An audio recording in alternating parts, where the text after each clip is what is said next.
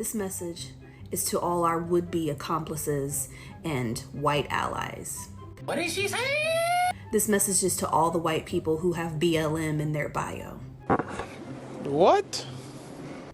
If you really want to prove to black people that you love us and you care about us and you are down for the cause, Who gives a do not go see that movie opening weekend. Shut the fuck up, bitch. You buy your ticket, you give it to a black person or a black family who can't afford to go. You one crazy ass bitch.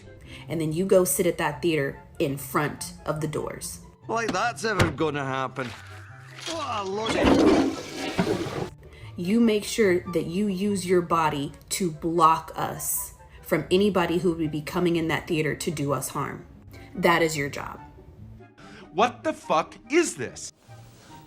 I don't know. How you doing, guys? It's your friendly neighborhood Dragonslayer here, and I wanted to share with you guys my take on the sequel to Black Panther Wakanda Forever. Before I do that, however, I do need you guys to do something for me if you did enjoy this video, which is like, share, subscribe, and turn on all the notifications to see more.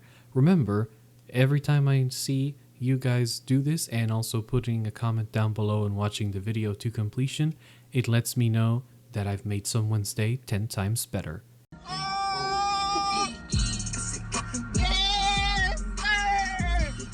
And also it does help me fight against the stupid YouTube algorithm that always seems to hate me.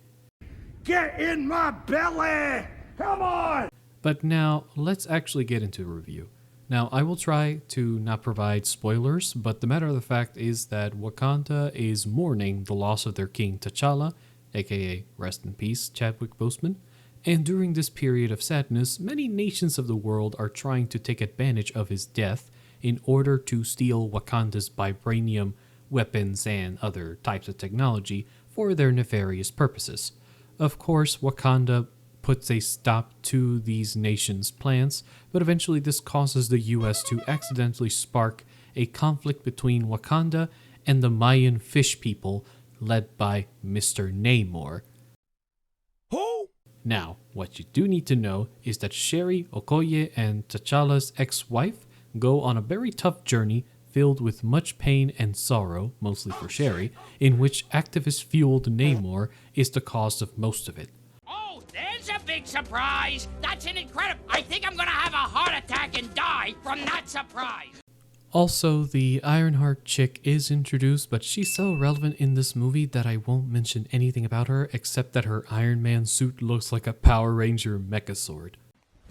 Emotional, damn it! Furthermore, Shuri isn't the new Black Panther, but they did give a big hint in the end of who it will be. Very interesting. Oh, and Namor's origin story is basically Aquaman's story, but instead he becomes a scheming douchebag who gives the excuse that everything he does is for his people's best interests, when all he really wants to do is destroy the surface world. Oh, come on! Wow, classic thing. I've never heard that story before.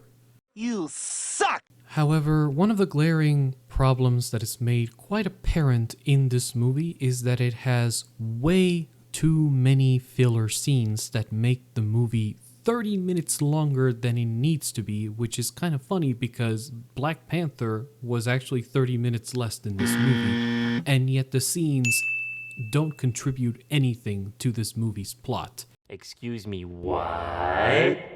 At least if you watched Black Panther, you felt that those 2 hours and 17 minutes of scenes actually contributed to the pacing of the plot. It's facts! It's facts! It's not facts. These facts is not facts. It's not facts. Also, they have this ridiculous focus on colonialism and how everyone else deserves to suffer and be deprived of resources because of what other people's ancestors did to another people's ancestors. It's time to stop! It's time to stop, okay? No more! Look, those were bad times in history filled with much human suffering, but at the end of the day, this is all in the past. Can we just please learn from it like proper adults and forge a better future for the generations that come after us so they don't have to ever put up with those struggles or even ours? Look, regardless, I'm going to give this movie a rating already, okay? Because I really, since I don't want to spoil the movie too much for you guys, since I'm trying to do a non-spoiler review, I'm going to give the rating for this movie, it's going to be a 6.5 out of 10. I do recommend that you do watch the movie if you've already seen Black Panther or you just watched it on Disney Plus like I did today.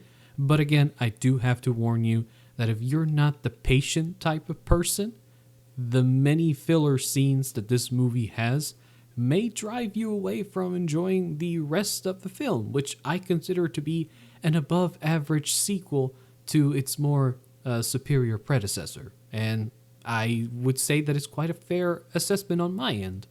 But other than that, friends, that's really my take on Wakanda Forever. Again, let me know what you guys think in the comments below. But I just want to wish you all a great day and Namarie.